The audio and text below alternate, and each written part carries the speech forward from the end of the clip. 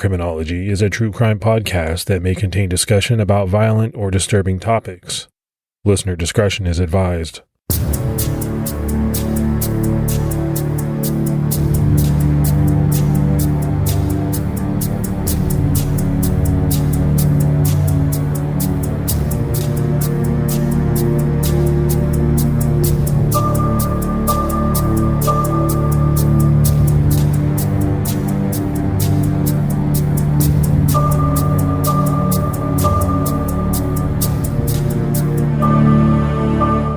I'd like to welcome everyone to episode 64 of Criminology. I'm Mike Ferguson. And this is Mike Morford. So, Morf, right now, at the time that this episode drops, you and I are at CrimeCon. So, we thought we would do something a little different. We wanted to do a Q&A type show. So, we put out to our listeners, hey, what do you want to ask us? And I think you got most of the questions, but started to, put together these questions, and now we're going to do this episode on it. Yeah, it was pretty interesting to see a lot of the emails and people on Facebook and Twitter leaving messages and questions they had. And they did ask us anything. There's all kinds of crazy stuff in there, and even a couple voicemails, so it should be fun. So I should ask you, Morf, how you doing? Not so hot. We just had a nice Memorial Day weekend as a family, but the air conditioner is on the brink of not working, so it's a little bit warm here in the Morford household. That is like DEFCON 5 for me, right? Summertime, you know that the air conditioning is not working the way it's supposed to, or it's out completely.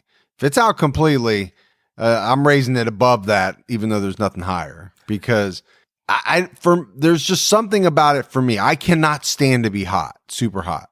I can't sleep. I get cranky.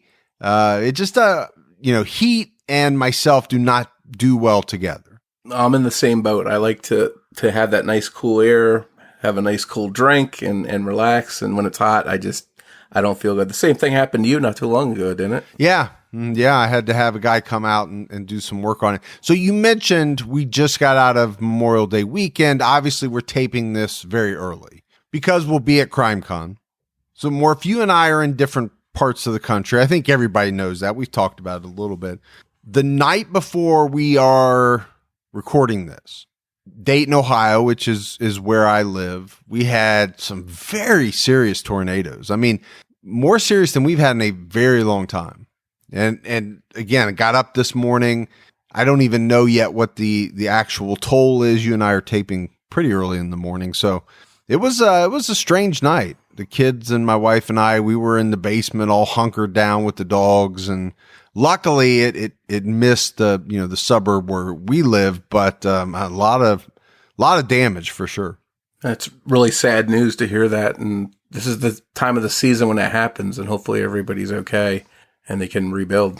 Yeah, I'm just, as far as I know, so far, I have not heard of anybody being killed. I know there were some people that got hurt. Hopefully nobody got killed. So before we get into the Q&A episode, let's give out some new Patreon supporter shout outs. We've had a lot of really good support, and you and I always talk about how amazing that is. We had Linda Bredberg, Jody DiStefano, not Cato Kalin. So definitely wants us to know this is not Cato Kalin. Not OJ's buddy. Nope, not at all. We had Ruben G, Emmy Caraveo Moraz. That's a very cool name. And last but not least, Eunice Clark. So again, like you and I talk about new support, that's amazing. It always blows us away when people make that decision. Hey, we love what you're doing. We want to help support you in doing that. That's awesome. Yeah, it really goes a long way, and we can't thank you enough. And if you'd like to help support the show, you can visit patreon.com/criminology. So I say we jump right in. We had a bunch of questions, and we'll go down and riff on the answers. And the first question that we have is right out of the gate, Morp. This is a very tough question. It is, what are our theories, you and I, what are our theories on the Jon Benet Ramsey case. And the reason why I say this is tough is probably the same reason why you and I have not done this case yet. I haven't done it on any of my other podcasts either. I mean, it's a behemoth of a case. Very sad that this little cute girl lost her life. But once you get into it, right, there are people that, they're entrenched on one side or another. And I will call one side being that the family had something to do with Jon Benet's death. And I'll call the other side that they didn't, right? That it was a stranger. And then even more so when you drill down inside the family, there are people that are very adamant that it was this person, Patsy, it was the brother, people get really upset about that case. Yeah, I think people are very passionate one way or the other about this case, whether it was somebody in the house or outside. It seems like there's two different camps where that's concerned, and each group is very passionate and sort of argues with the other. I see a lot of online fighting, it seems like, to see who's got the right theory. And it's one of those ones that's a head scratcher. I guess when this case first happened, it was very uncommon. And of course, we've had some high profile cases since then where people came into a house in the middle of the night and abducted a child. And that's become more of a thing that we hear about. But back when this happened, I remember hearing it and saying, there's no way someone would break into somebody's house in the middle of the night and steal their daughter. I couldn't believe it at the time. I didn't know how you feel about it. Well, when you say it's become more common, has it become more common or has it become more known that? So I was kind of thinking about it this way, right? In the 70s, 80s, even into the 90s, 2000s, whatever, when you looked at a case like this from the police's perspective, what's the natural inclination? To look at the family first, right? You always look at the people that are closest to the victim first.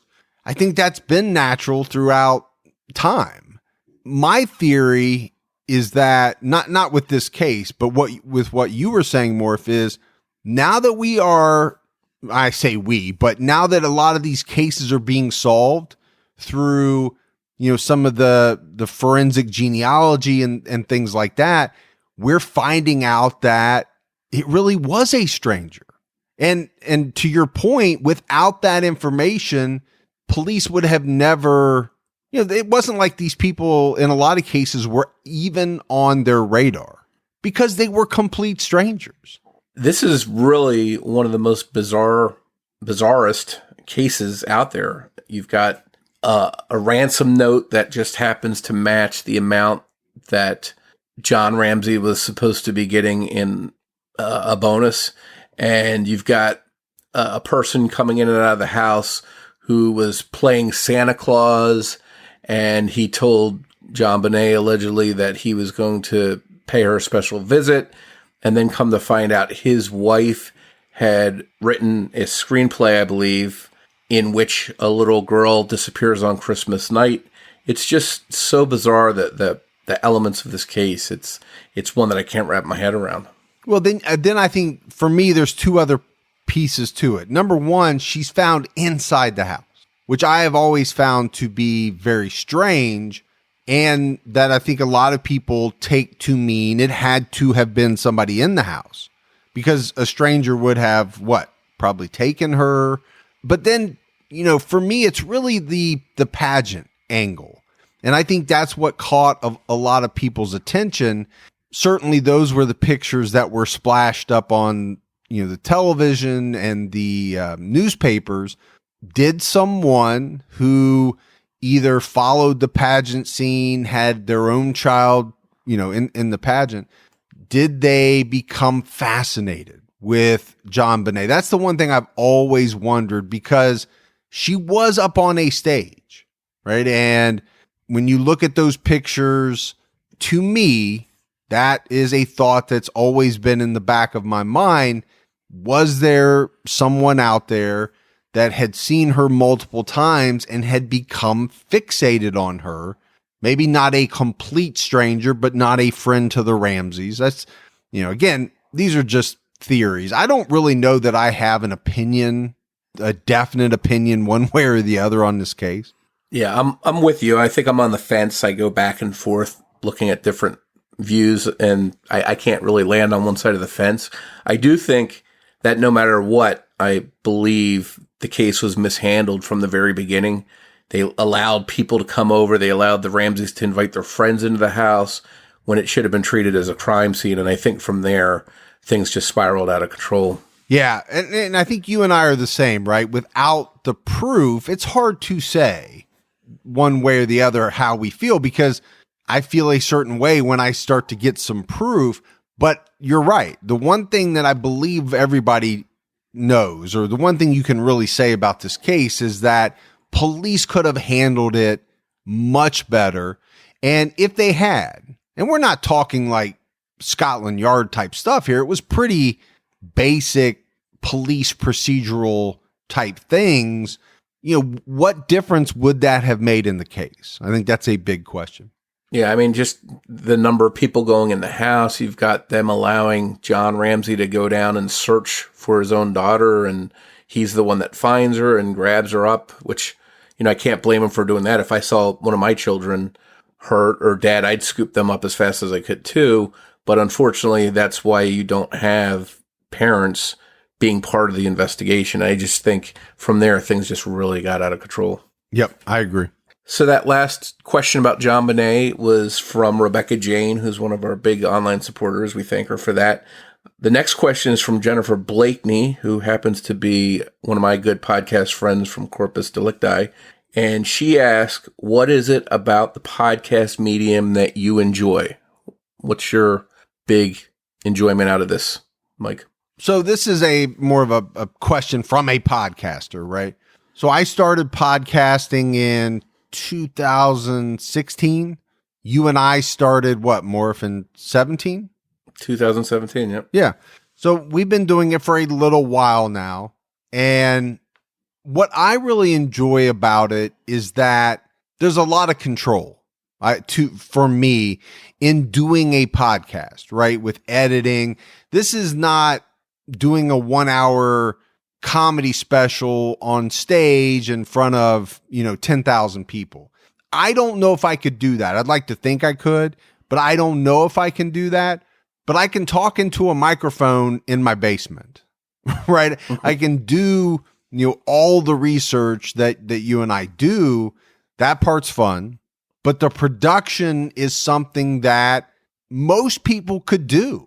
I'm not hitting 400 feet home runs off of a major league pitcher. I couldn't do that, but I can sit here and talk into a microphone. Now, what becomes very important is, how are you doing it, right? What stories are you picking? What type of research are you doing? Because there are a lot of podcasts out there, and there are people that just want to sit and, kind of gloss over a wiki or another thing like that. That's cool. However you want to do it, that's not what you and I do. I mean, that's not what I do on my other podcasts either. We are really more about the research and telling the facts of the case and, trying to get into some background and some reasons why and things like that. That's what I enjoy. Being able to tell a story the way that I want to tell it. And when I say I mean you and I like that. Yeah, I agree with you on that. It's when you're creating something, you want to be able to put out something that you like, that you're proud of, that you put effort in for to make it as polished as you can. And, even if you listen to us early on and our first couple episodes we ever did to now, I think we've improved. We're always trying to improve, but that's the goal for me, is always to try and make it better and come out with a show that I think we like, that people will listen to and appreciate. And, one of the things that we do a lot of on this show is we have interviews with different guests, whether it's police or victims or survivors or whatever it is. We bring that to this to help make it a little bit different. That's not to say that podcasts that don't have guests, aren't good podcasts. There's a lot of good ones out there, but I think we just do things a little bit differently to put out the product that we think we're going to be proud of. And that's what's great about podcasting is you can put out one that you do in your basement in 10 minutes if you have 10 listeners, or you can put out the biggest, most polished one you can with 1 million listeners. It's sort of anybody can do it if they put the time and effort in. But, and this is the big but, it is a lot of time and effort. And I think anybody that has gotten into podcasting, even at a small level, even just starting out what they feel is going to be a very small show, they've told me no idea how much work it actually turned out to be, once they got into it. When I say, yeah, we're sitting here talking into a microphone, it is a lot more than that. And it's hours wise, it is a big chunk of a week for sure. Yeah, I don't think people realize how much time goes into like a 1 hour episode between the writing, research, editing, recording, interviews. I mean, it comes out to be a good chunk of time during that week. And again, with podcast, you can just read a wiki page and be fine with that if that's what you want to put out. Or you can go as deep as you want, as long as you want to have monstrous 2-3 hour episodes. There's sort of up to the person that's putting out the podcast. And that's what's great about the medium is that we can each do our own thing. Yep. Nope. Really good. Really good. So the next question is from Michelle Brunson Starling, and it is, how did you and I meet? It actually says, how did you and the other Mike meet? There's a lot of mics floating around. Yeah, between this show and True Crime All the Time, there's plenty of mics, and there's other mics out there too that are in the podcasting thing. Mm-hmm. I started out listening to True Crime All the Time, and I said, wow, I really like this show. I really like Mike and Gibby's coverage and their conversation. It was not over the top in your face, and it was professionally done. And I said, wow, I really like this show. And I started listening, and we started corresponding a little bit. And then you mentioned that you really were interested in the Zodiac case. And I was really interested in doing a podcast about the Zodiac. And I think it started from there. Yeah, no, I think you're absolutely right. It was kind of one of those things where it was all, I don't want to say fate, but you know what I mean? I've said it a bunch of times. Zodiac has been, one of those cases for me ever since I got into true crime that really just sparked my imagination. I couldn't get enough of it. And then when you and I started talking to find out how big you were into Zodiac with the website and, the mountains and hours of research that you had done, it just seemed perfect. Right, to do a podcast on Zodiac, and then we got into Golden State, which was unbelievable, and that's how it started. And it's been 2 years now. Yeah, wow, yeah, hard to believe. So our next question is from Michael Whelan, and he's the host of Unresolved, another one of our podcast friends. He asked, if you had to pick one alcoholic beverage for life, what would it be? One alcoholic beverage. Am I stranded on an island? I always like the questions that where I'm stranded on an island, but somehow I have a unlimited supply of one alcoholic beverage. Yeah, a truck washes up on the beach and it's loaded with whatever you drink. Well, to be honest with you, I'm not a huge drinker anymore. I used to be in college. I drank probably too much. Now that I'm in my 40s, I don't drink near as much as I used to. But I mean, if I had to pick one, I think it would be a good beer. And I'm not talking just, your run of the mill, grab something off the shelf, but like a craft beer or something like that. I enjoy those. Me, I'd have to say that same thing. I was a big drinker when I was younger. I don't drink that much anymore. I have been drinking a lot of beer lately, and it's Michelob Ultra. That's because you have two small kids. Yeah, I think that might be something to do with it. I think when you have small kids, you have to drink after when you get a chance, or you will go crazy. For me, it goes with the summer. It's hot. That is true. The cold beverage, and The hard alcohol, I just don't get into it anymore like I used to, but beer, I'll definitely have a beer here and there now. And you will see me when this is out, probably this episode, walking around New Orleans someplace, probably with a hurricane in my hand, because I do like those. And last time I was there, I drank several of them. So that's something that I will be drinking. So you'll see Morf stumbling, down Bourbon Street, probably. If it's like it was last time, you will, and I might be doing some crazy stuff like I did last time, some stories which I don't want to say on air, but we'll see. We're all hoping for that. The hurricanes are come in these giant, like 44-ounce cups. Oh yeah. And they're just, you take one with you and you sip it, and by the time you're done, you're feeling pretty good. So there was a time where I would have said single malt Scotch. I was really into single malt Scotch for a while. Like your Glenlivets, your Glenfiddich, things like that. But not so much anymore. Moderation. Yeah. Cheryl Olson and Alex White, they both asked the same kind of basic question, and it's a research type question. And they said that, it's commonly said that serial killers peaked in the 70s and 80s. Is there any hard evidence to back this up? They've wondered if the stereotypical college co-ed victim is a smarter target, harder murder to get away with. So instead, predators are going after the drug addicted, the vulnerable sex workers. If you throw in other vulnerable type populations, such as indigenous women, homeless, it seems like there is an astounding number of missing people. And then, like they put in their question, even if these people are found, a lot of times the deaths are blamed on drug or alcohol abuse, which they could be, but it also could be, a serial killer that is much smarter, going after a different type of person that they believe no one is going to miss.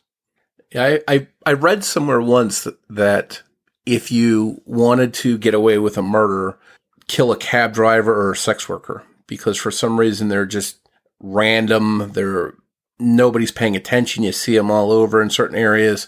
And they are typically victims that, they don't stand out, I think is why that was written the way it was when I read that. And if you think about it, if you look at those two groups of people, like cab drivers, it looks just like a simple robbery. And unless they have technology nowadays that records the person that's in the cab, even going back to the Zodiac case, somebody shoots a cab driver in the back of the head and takes some of the stuff and leaves. It's very random, very hard to catch that person. And with sex workers, I think they sort of live off the grid a little bit, and they keep to themselves, and they're not always in constant contact with people. So I think those groups are always ones that are targeted by killers, serial killers, and probably going forward, I would think that they'd always be a group that would be targeted for those reasons. I don't know what you think. Well, to me, when you're talking about sex workers, that's always been a group that's been targeted. You can go back to, Jack the Ripper. And it's for the reason that you mentioned. And a lot of times sex workers are purposefully trying to stay off the grid. They're not in contact with family and things like that, where a lot of people know where they are, where they're supposed to be at a given time. But going back to the question, right, the 70s and 80s, when you look at that, it does kind of look like that was a peak time, which is really interesting if you think about it, because the DNA technology was not there, right, in the 70s and 80s, early 80s for sure. Now, to me, it's very hard, you would think, to get away with certain types of crimes that you could get away with 30, 40 years ago. Yeah, plus now I think that you've got the big brother element. You've got cameras and street lights, and there's surveillance in all kinds of stores. And I think some of the crimes that were committed back then, if there wasn't an eyewitness, that was the end of it. And as you mentioned, with no DNA and some of the other things they use nowadays, it was hard to see a lot of these cases solved. So I think there were a lot more serial killers back then really racking up victims. And I think with technology now, it seems like that might have curbed some of that. Well, yeah, that was really the thought that I had. So I don't know that we don't have less serial killers, types of people. I don't think that at all. What I think is that the technology and law enforcement, they're catching these people a little bit earlier so that, it's 1 murder, 2 murders, 3 murders. I think it's a lot harder in today's environment to be a serial killer that's going to murder 15, 20, 25, 30 people. I just think it's going to be a lot tougher. All right. So the next question was an email we got from Jamie J. She asks, what kind of music do you listen to and what are some of your favorite bands? Well, we know Morf, your favorite is Flock of Seagulls. You've told us that before. I'm still astounded by that. That's my favorite song, not my favorite band, but I Ran by Flock of Seagulls is number 1 on my playlist. Either one. You should never say that out loud. Whether it's favorite band, favorite song. That is a great song. You should never admit that to anyone. I've told you that. You continue to admit it to the whole world. No, I'm just messing around. If that song comes on, it's catchy. It's very catchy. I'm not going to say that I'm going to buy it off of iTunes or anything like that, but if it came on the radio, I would probably not turn the station just because of how catchy it is. So for me, my tastes really have switched. I go through these phases. When I was in high school, I had a rap phase that probably lasted 2 years. Were you breakdancing too? No, I wasn't breakdancing. No. The one thing that's pretty much been constant throughout my life is country. I like country music. I've always liked country music, but I do go through phases where I really get into classic rock for, periods of time. I may listen to the Doors for months on end, or, whoever, the Eagles, Journey, Bad Company, things like that. Well, see, I grew up in the 80s. I was a teenager in the 80s, and that's when heavy metal and rock were just dominating the airwaves, and I loved it. I grew up, had the long mullet and everything, and I listened to Motley Crue, Guns N' Roses, Metallica, all that stuff, so I always have a special place for that in my heart. But my favorite music is British classic rock, like the Yardbirds, Zeppelin, the Stones, Badfinger, Sweet, the Hollies, all that kind of stuff. I love that, and I can't get enough of that music. I listen to that all the time. Okay, 3 of those bands I've never even heard of. Who? The Finger? No, Badfinger. Oh, I've never heard of Badfinger. You've never heard of Badfinger? Nope. Baby Blue? No. What was Baby Blue? Oh my God. I might have heard of the song, but I have never heard of the band Badfinger. What was another one that you said I hadn't heard of? The Hollies. I've heard of the Hollies. I've heard of the Yardbirds. Zeppelin. Obviously Zeppelin and the Stones. Sweet. I never heard of them either. Ballroom Blitz. I have heard of that song for sure. And I know you've heard of the Stones, right? Oh, yeah. Yeah, but I don't like the Stones. See, I love the Stones. Now, a lot of people ask me why I don't like the Beatles. I do like the Beatles. I'm just not crazy about them. Yeah. But I love the Stones. I'm not a huge British band person, like a lot of people are. I like Zeppelin, but I really don't care for the Stones that much, and that's, kind of almost fighting words to a lot of people. The Beatles, they're okay. I like some of their songs, but I'm not a Beatles fan per se. I would rather, listen to Elvis or Sam Cooke, I'd go back even just a little bit further into the 50s. I like a lot of 50s music, Buddy Holly. And I think that's just because, my mom listened to a lot of that when I was younger. All right, what else we got here? We had Morgan Murphy. And Morgan's one of our Facebook group mods. We talked to Morgan quite a bit. She says, how much do you guys really like me? And obviously that was a joke. We love Morgan. Yeah, she's one of our greatest supporters, and she's always on there helping us get people situated and get into the group, so we can't thank her enough for that. She also asked how Paul Holes takes his coffee. I don't know. You and I have met Paul Holes a couple of times. We've hung out with him a little bit. The problem was when we actually got to meet Paul, every time it was Paul's in demand. By that point in time, Paul was already in high demand.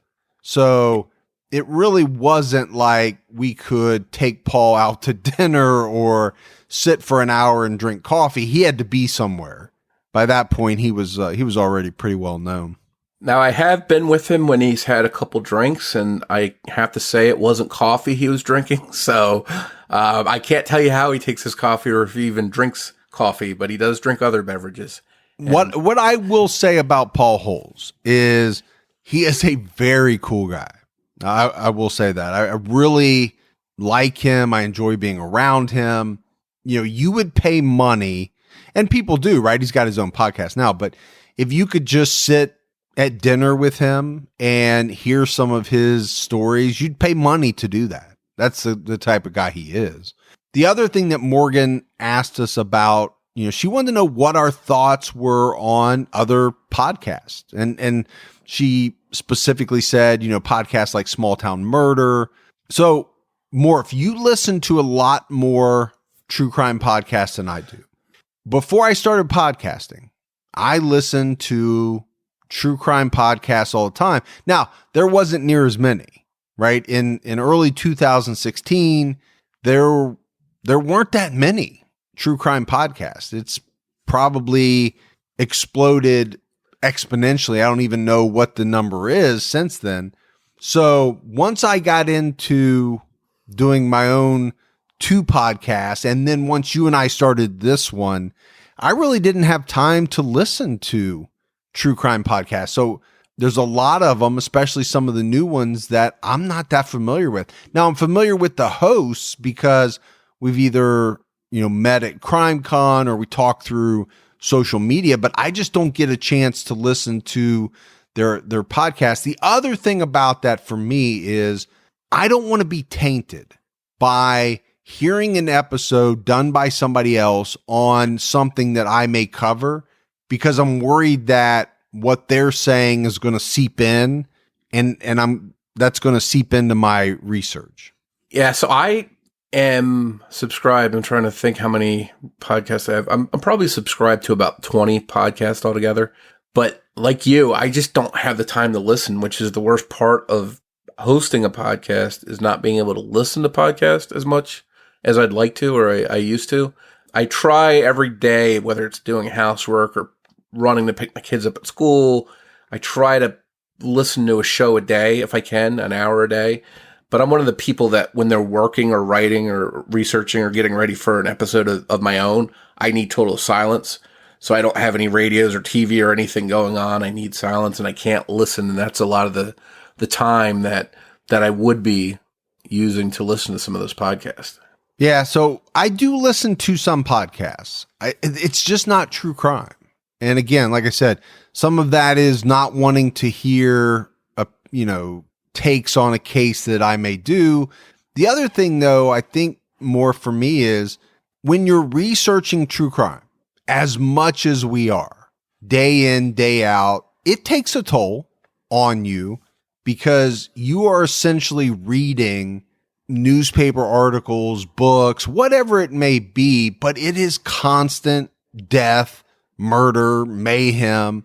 So for me, when I choose to listen to a podcast in the car or something like that, I usually go funny, just to, Gibby and I always say it's like cleansing. You got to cleanse your palate a little bit.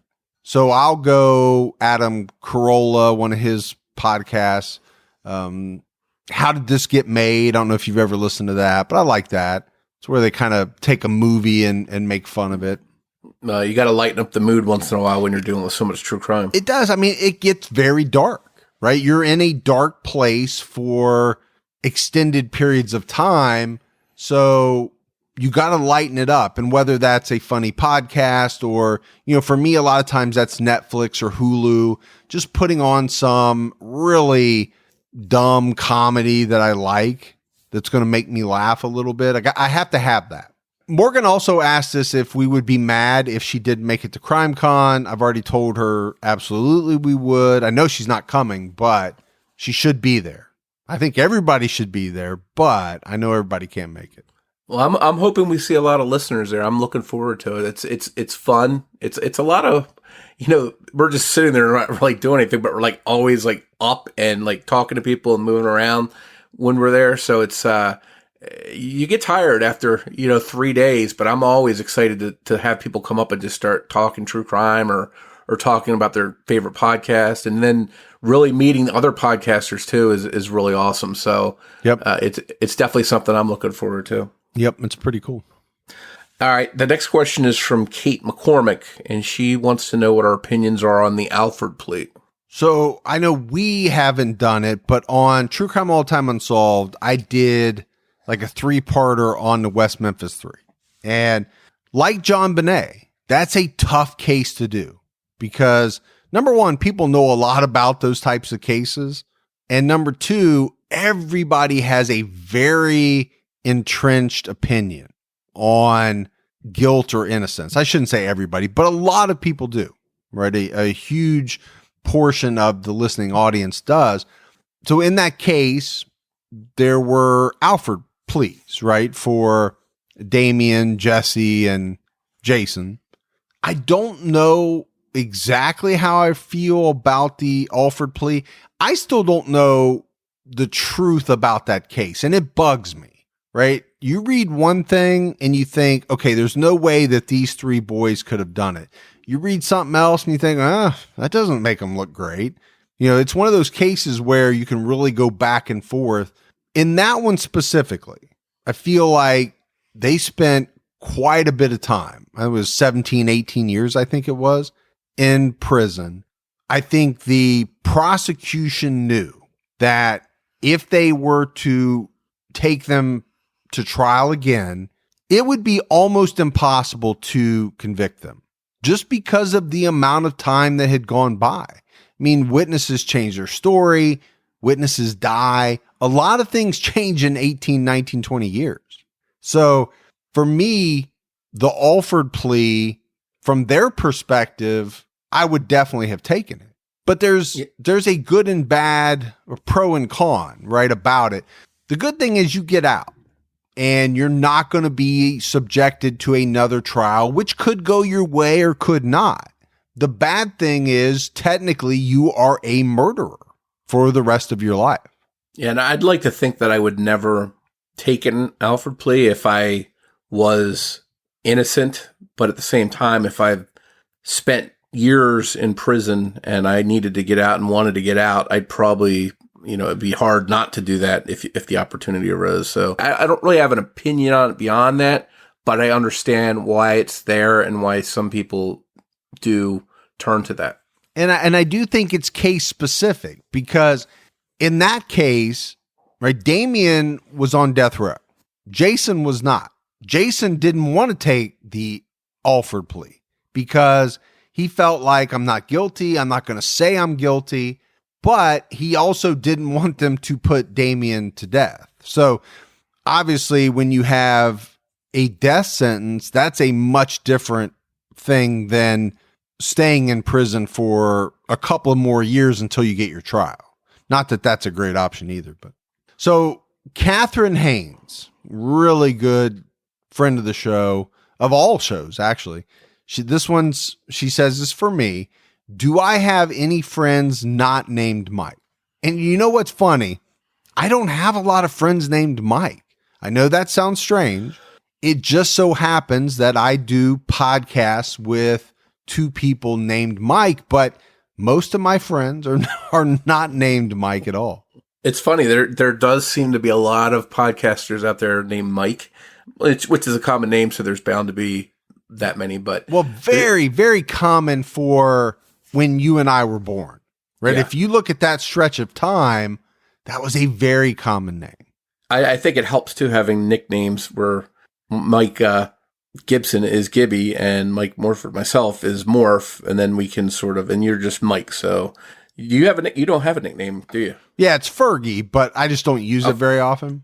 Oh, that's right. People do call you Fergie, and yeah. I think it helps just because if somebody says Fergie or Morf or Gibby, you can sort of differentiate it. And there's still people, I still get a kick out of it, that'll say, Morf, I heard you talking about your assless chaps the other day. And I'll be like, that's not Morf, that's Gibby. Yeah. It's people still get everybody confused a little bit, but how can you not? I mean, it's a lot of mics. All right. So the next question is from Valerie Power. And I'd like to read this in the way that it's written because I think it's really cool because she's shouting out to us from Ireland, and it still blows me away that we have listeners all over the place. But her question was, how do ye guys record? Do ye link up via video chat somehow? You're not geographically close, I think. And how do ye split the research? And again, I'm reading this as it's written, which is really cool. But essentially, she wants to know how we are producing the show, making the show, and putting it out there, being that we are in two different locations. Yeah, so it's different than what Gibby and I do, right? Gibby comes to the studio and we sit across from each other and we record. The way that you and I do it, because I'm in Ohio and you're in New Jersey, is we used to do it, well, we still do it via Skype, right? You and I are talking on Skype right now. We used to record the Skype audio. And that was not the best option, right? Sometimes the audio quality wouldn't be what we wanted it to be. It was kind of sometimes determined by the web, right? The internet speed or how stable it was. So what we did is we changed it up, and now we each record our own audio, and then I put it together before I edit. Not that sexy, I guess, for lack of a better term. But she did talk about, the reach of Criminology and, where our popularity lies. And obviously the United States is number one, but our reach outside of the US is actually pretty substantial. I think, Morf, it's probably somewhere around 22 to 24% of listeners are outside of the U.S. And it's awesome that a little podcast that you can do, like we talked about, out of your basement, can go worldwide, and you have people from Australia, Germany, Ireland, just all over the place that are sending you messages and saying thanks for doing the podcast. And to get that support from all over the world just blows my mind whenever I see it, and it's really cool. Yeah, it is very cool. And I think when you look at the countries, I don't have it right in front of me, but it's pretty much stays in this line where I think Canada's usually number 2, Australia's usually number 3. Sometimes those will flip-flop, I think. And then you'll have a Scandinavian country. You'll have like Sweden or Denmark or something jump into the top 5. Those folks are ate up with true crime. I can't believe, for being such small countries, the number of listeners that we have in those countries. So Aaron Von Polston has a question, and this one's really for you, Morf, and he talks about, with your connections, and this is going back to the Golden State Killer case, were you in the know that an arrest in that case was close before the debut of the podcast, or was it purely coincidental? It's weird. A couple of people asked me that, and I say the same thing. Now, I didn't know there was an arrest coming. I was hoping there was one coming, but that's not a case where they said, hey, don't tell anyone, but we're about to arrest somebody. That wasn't the case at all. And I think when we started doing that season, we talked a little bit about what we would do after the Zodiac case. And it was funny, when we wrapped Zodiac up, we said whatever case we do is probably not going to be as long as the Zodiac one the next season. And then lo and behold, it's like 1.5 times the length of Zodiac. Well, I think we said we'll probably never have a case that will do as many episodes as we did on Zodiac. Yeah. And it was awesome that we did because of everything that happened, the arrest and everything. And that's why we went so long. But the only insight I had was just simply the night of the arrest before it was announced. I exchanged messages with somebody that said, we made an arrest, but you can't say anything yet, and don't say anything until we give you the thumbs up. And then the rest is history. And that's how that went down. But I didn't have any kind of advance notice. They wouldn't tell a civilian that, hey, there's an arrest coming in this case. Well, and it's definitely, it's pretty obvious, I think, as you listen to the episodes, right? So you and I started out thinking, maybe 10 episodes, I think is what we thought. It's kind of an arc. And then I think as we got into it, we realized it was going to take longer. But it was around episode 8, 9, might have been 9, when the arrest happened. That really kind of changed the whole thing, because now we've got to do an episode on the arrest, and and we ended up doing a couple, but that really changed the whole we had to rewrite and change the arc of that season. Yeah, it was a monkey wrench, but it was a good monkey wrench. It was. Yeah, it definitely was. All right, so the next question is from Craig Stevens via email, and he wants to know, what are you guys looking forward to most at CrimeCon? So I think for me, and you and I have talked about this, it's always getting to meet the fans. That is the best part. I don't even go to a lot of the cool stuff that they have at CrimeCon. Number one, because we're usually sitting on podcast row as a lot of the sessions and things are going on. But really, that's the only reason I go to CrimeCon, is to be able to meet fans and say, hey, and put faces to names and things like that. Now, as it relates to New Orleans, I'm really looking forward to the food. I love the food down there. I'm going to go, get some beignets at Cafe Du Monde. I'll get some po' boys, maybe a muffaletta. I just really like the food down there. Yeah, there's definitely a lot of stuff to do in the city itself, but getting into the CrimeCon event, that's so crazy and hectic. There's so much going on with that for me, I get tired at the end of the night. I'm ready for bed, which is in New Orleans. That's when things are just getting hopping, is when I'm getting ready for bed. But there's a lot to do, and it's all the events there, the breakout sessions and the experts they have talking and other podcasters and stuff. I just really love to soak in that entire 3 days and just meet people and talk to people. It's just a really fun time. Okay, I think the next question we got from Ellie Myers through email is a very good question, and I've heard this from a couple of people. What are your thoughts on the latest news regarding GEDmatch closing up access to police investigating crimes? I was actually just emailing with somebody on this the other day. I think it's a big blow to law enforcement and families and victims out there that are depending on this.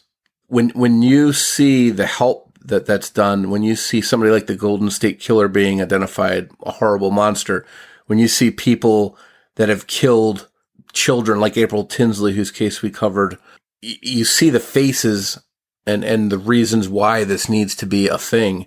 And the fact that it's not making it impossible for law enforcement to use it, but it's making it a lot harder. And I think that's very unfortunate. I hope there's a way that can be fixed soon, and people will opt in that use that site, opt in and allow their profiles to be used by law enforcement, because the amount of good that's coming out of it is just, it's too much to ignore. So the next question is from Catherine, and I hope I'm saying your last name close to right, Vakarchik. Catherine Vakarchik.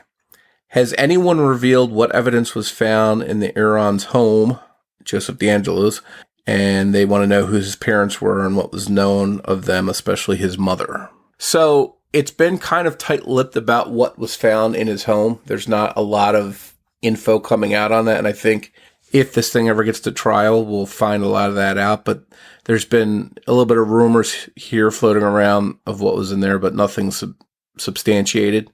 As far as his parents, we did do an episode in season 2 of DeAngelo's background. And he did have an odd childhood. He came from New York and made his way out to California. His family was in the military. His father abandoned the family and supposedly started a new family and had children that he named the same names as his first family's children. So a lot of weird stuff going on there. And then, Joseph DeAngelo and his siblings and mom wound up on their own, and she remarried out in California. And that's a lot of stuff still to come. And I think a lot of that will come out at the trial, and we'll find out more about that background. All right. Charlotte McDougal asked us questions, Morph, that her kids ask Siri. So the first one was, can you beatbox? And for me, that's a definite yes. I figured you could since you had that rap phase. Yep. I can't, so that's a no for me. She also asked, what is the meaning of life? That's quite a bit deeper. I don't know the answer to the question of what is the meaning of life. For me, it somehow is intertwined with family, for sure. I'm still trying to figure it out, but I have to agree with you. I think it's got something to do with family and making the most out of your time together. And then she wants to know, where is Elvis Presley? You've got to know that. You're a big Elvis fan. I've always thought Hawaii. I just figured he was living out his days in Hawaii. I think, he cut his hair. He probably had plastic surgery, facial reconstruction, something like that. That's what I believe. I think it would be cool if he was living in Vegas and working as a Elvis impersonator. How great would that be? That actually would be pretty cool. And we've got another question here from Ben Affleck, fan for life. And I don't know if that's a guy or a girl, but they want to know, what are some of your favorite movies? So for me, Morph, I always start off with The Godfather. 1 and 2 are two of my favorites for sure. I've always been a big Star Wars fan. Love Star Wars. Could do without some of the ones that, whatever, Phantom Menace or, those were okay. Some of the new ones are really good, but I've always been a big Star Wars fan. And then I would go with like Shawshank Redemption, Unforgiven. There's just some movies like Pulp Fiction is one of my favorite movies. Yeah, some of those ones you just named, I really like. I like Pulp Fiction. I like Seven and American Beauty and The Usual Suspects, 3 Kevin Spacey movies that I'm a Kevin Spacey fan. I should say, not anymore, obviously. Right. But I like some of those movies, and they sort of tarnish them for me, which is sad to say. But I also like comedies. I like horror movies. Anything by John Carpenter, Halloween, The Thing, The Fog, any of that stuff. And I also obviously love Zodiac. One of my favorites. Love that. My family and I just watched the newest Halloween the other night from 2018, from last year. What'd you think of it? I thought it was okay. I thought it was okay. It had some pretty big actors in it. Obviously Jamie Lee Curtis is back in a different role. I mean, what was that, 40 years? Yeah, it's crazy that much time has gone by. And for me, the original, you just don't mess with perfection. And the first one, the original, was perfect for me. So I don't care for any of the remakes. I would say this one was better than, some of the other ones. Like number 3 with the masks and stuff. I still don't understand what that one was about. Season of the Witch or Season of the Witch? Yeah, that was a very strange one for me. See, and I thought it was a good movie separate from Halloween. Like, it could have just been its own movie without being linked to Halloween, but I actually didn't mind that movie. I just wish they didn't try and tie it into the Michael Myers aspect of it. Gotcha. All right. So Alyssa Chance wants to know, are there any cases or topics that you won't or can't cover, and why? And for me, there's really no cases that I can't cover. There are some cases that I've been reluctant to cover. I think we talked about one, Jon Benet for me is a case that, number one, I think is very tough to cover. Not saying we couldn't do it. I found that out doing the West Memphis 3. It was a very tough case to cover. Number one, there's a lot of people out there that know more than you because they've spent, it's like Zodiac with you, Morph. There are people out there that have spent years of their life researching West Memphis 3 or Jon Benet or, what are some other cases like that?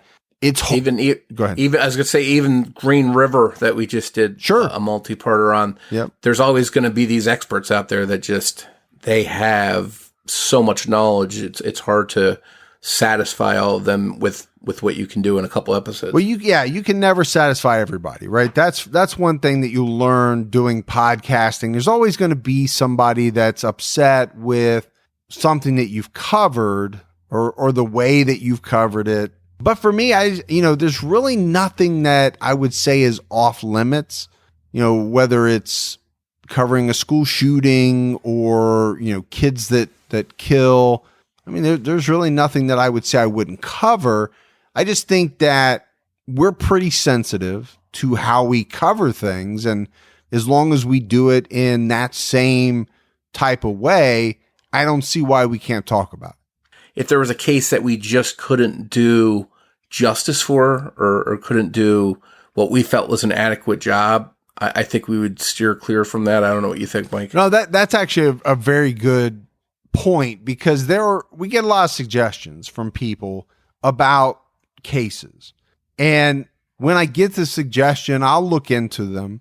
And sometimes you just realize there's not enough out there information wise to do an episode on a certain case. And so, yeah, maybe you could string 2 or 3 together in an episode. But like you said, if there's not enough information out there to really tell the story and to be accurate, then we wouldn't do it. The next question is from Riley C., who wants to know, and this is to both of us, if you're going to start another podcast not true crime related, what kind of topic would your new podcast be about? All right, so this is pretty easy because I have a couple of new podcasts in the works.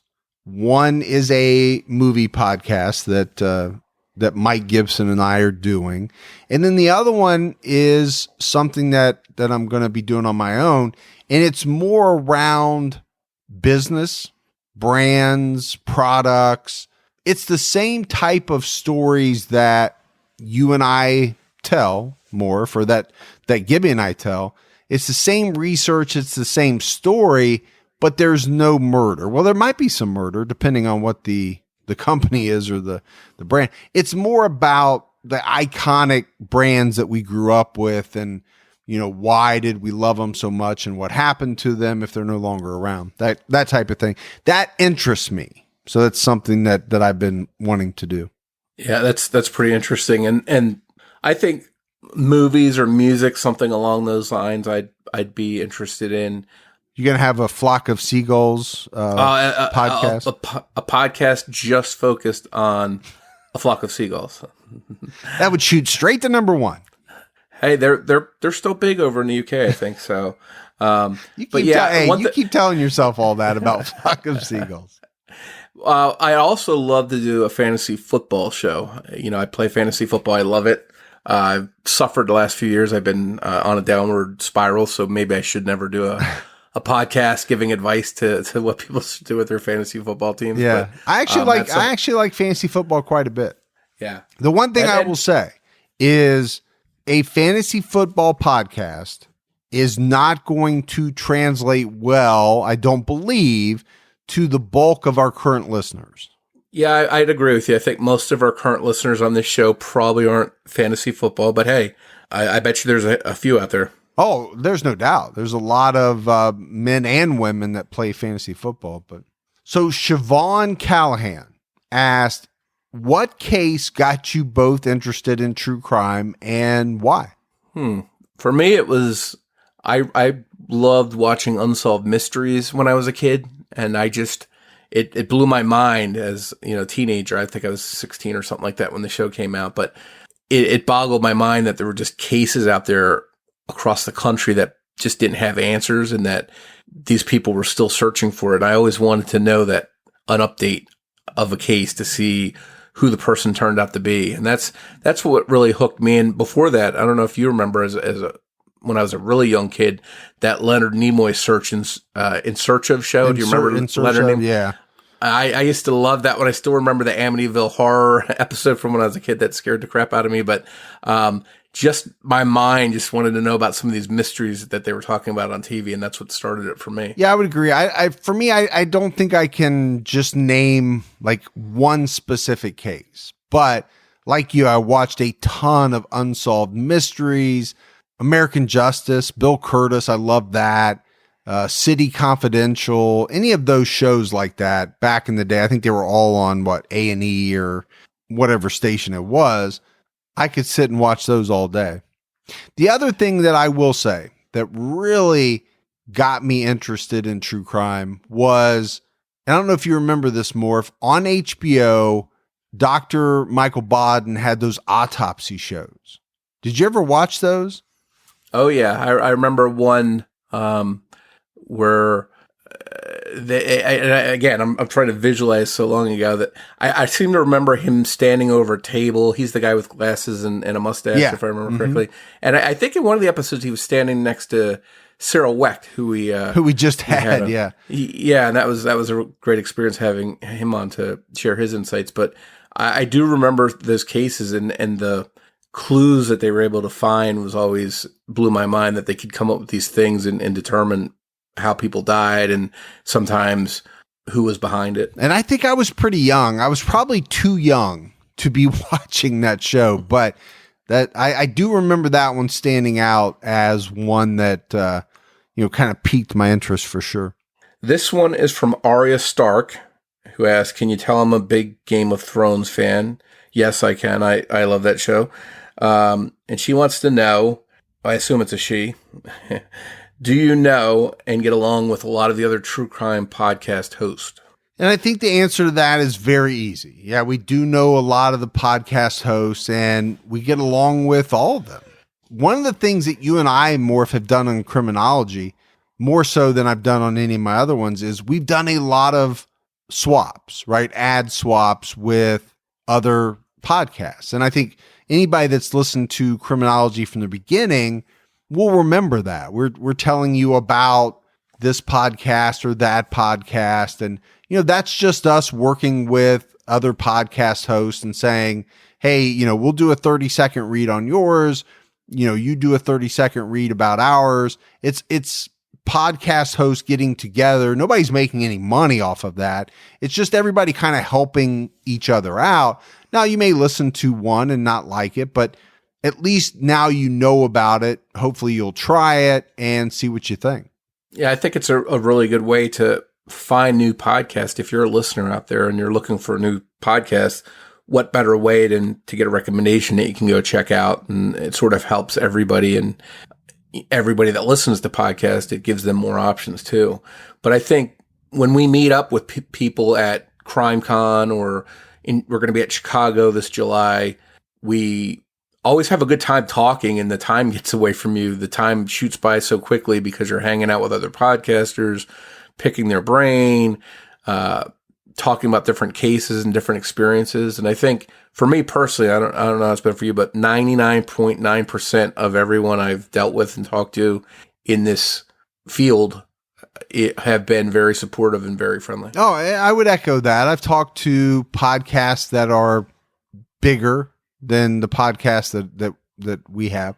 And then I've also talked to a lot of podcasts that are smaller, right? I mean, True Crime All the Time is a fairly big podcast, but it's not as big as Last Podcast on the Left. And I remember, I think it was the last CrimeCon, I was talking to those guys and they were as nice as they could be. I mean, just telling us how they did things. We kind of went back and forth. Okay, this is how we do it. This is how they do it. Very cool. All right, Griff Claypool wants to know, what case frustrates you the most because it's still unsolved? He says for him, he would go with the Colonial Parkway murders. And that is a frustrating case. That's a case that, we covered on True Crime All Time Unsolved. But I gotta throw Zodiac in there. That I need to know at this point. I need to know who it was. And, I have my hunch. Everybody asked me on social media who I think it is. I think it was Ross Sullivan's my favorite suspect. But one way or another, I just need to know. And I don't know that's going to happen, but I can hope. Yeah, actually, I think it's a pretty easy question for me because I would go with that too, Zodiac. Sharon Shell Silvers reached out and she said, "Hi guys, I love your podcast. I recommend it to everyone. As a dog and animal lover, I really appreciate that you guys give an update or an outcome on what happens to the animals in some of the cases you cover. I always want to know, and very few true crime podcasts do that. My question is, what pets do you guys have? And tell us a little bit about them. Thanks so much for being awesome." So before we say that, Morph, one of the things that I have learned over 2.5 years of podcasting is that we have a lot of pet fans, right, as listeners. And a lot of them have said to me that they're used to hearing about murder. I don't want this to be misconstrued, but people are pretty used to that, in this day and age. What people really have a hard time with is hearing about animals being hurt. I've heard that from many people that say, that upsets them as much, if not more, than hearing about the details of some of the murders. And, I know on some of the episodes, we've gone as far as to kind of give a disclaimer that we're about ready to talk about an animal being hurt, but that's just come from, a number of people saying they can't take it. They want to go 15 seconds forward through it. It touches me because I'm a big animal fan myself. My family has 2 cats, a dog. We've had rabbits and other dogs, other cats. And, going back to when I was a kid, I had a duck. So, I've had that feeling for animals for a long time myself. And I know my wife does, and we're big supporters. And it lumps right in there with kids. Crimes against animals and kids, I think, are some of the toughest things to hear because they are the most vulnerable and they can't protect themselves. So anytime you get into where animals or kids are being harmed, it just it strikes a nerve with people. No, it does. But then, I got an email last week from a listener who just started listening and said, why in the world would you say, okay, we're about ready to talk about an animal being hurt when you've already talked about, 5 people being murdered or whatever it was? And I had to explain that people tuning into a true crime podcast, they expect that, right? They expect to hear that someone is going to be murdered, and here are the details of it. But when you're talking about animals, it's a different story for sure. So let's talk about what we have. You mentioned a couple cats, a dog. What are they? I've got 2 cats and a beagle dog, and that's it for now. I've trimmed it down a little bit, but in the past, we've had several cats and rabbits and everything else under the sun. So I have 2 dogs. I have a 10-year-old chocolate lab whose name is Bodie. About the laziest dog you could ever imagine. So we got him about 9-10 years ago when we bought a lake house. And this was a place that we were going to go to on the weekends. We wanted a lab. We wanted something that was going to jump into the water and swim around with the kids and all that. The dog is deathly afraid of water. He will not catch a Frisbee. All he wants to do is lay on the couch all day long. I'm not kidding you. The laziest dog you've ever seen. But he's a very good dog. Doesn't bark at people, doesn't bite. I think he's too lazy to do any of that. Well, and dogs are very friendly, once they connect with you, you've got a friend for life. Our dog Pickles is great with the kids, loves my wife, has grown to love me. I wasn't always a dog person, but she's great with me too. And she loves hanging out with the family, and just sometimes she's lazy like your dog. Sometimes she's running around with the kids. Sometimes she's biting me, messing around. Cats are hit and miss. They're very finicky. We had 2 cats years ago that sort of broke the mold, and the cats we've had since then have been sort of duds. They're the typical, I'll talk to you and you can pet me on my time, on my schedule. Oh yeah. Versus, the overly friendly cats that we had in the past. So my wife and I always joke that we've got a couple duds right now as far as the cats. Well, and that's why I've never been as big a fan of cats. Not that I don't like them, but I do like dogs more. So the other dog that we have is about a 3 or 4 year old little white Maltese female. Her name is Bailey, and she's a really good dog. Now, she's very small, 4, 5, 6 pounds, whatever. Like a lot of small dogs, she's a barker, which drives me crazy. And she will nip at people sometimes. But she's the type of dog that, sleeps in the bed, follows my wife around wherever she goes. She's just that type of dog. Those little dogs are always good for security. They make a lot of noise. They are. And the big one, literally, if a gunman bust in, he would just lay down and try to get his belly rubbed. That's what he would do. All right. So as we're wrapping this up, Morph, we have a couple of voicemails that we want to play. And the first one's a funny one. He wants to know who would win in a fight, hand to hand, mano and mano, no weapons, between you and I. Hey, Ferg and Morph. It's Paul calling from Burlington, Ontario. I had a question for you to ask me anything. If you two were to have a fight, no weapons, who would win? I'm just curious. Okay, cheers. Bye. Well, I used to do some boxing, and I think I can handle myself pretty well. That being said, I am so out of shape that if I don't knock somebody out within like 30 seconds.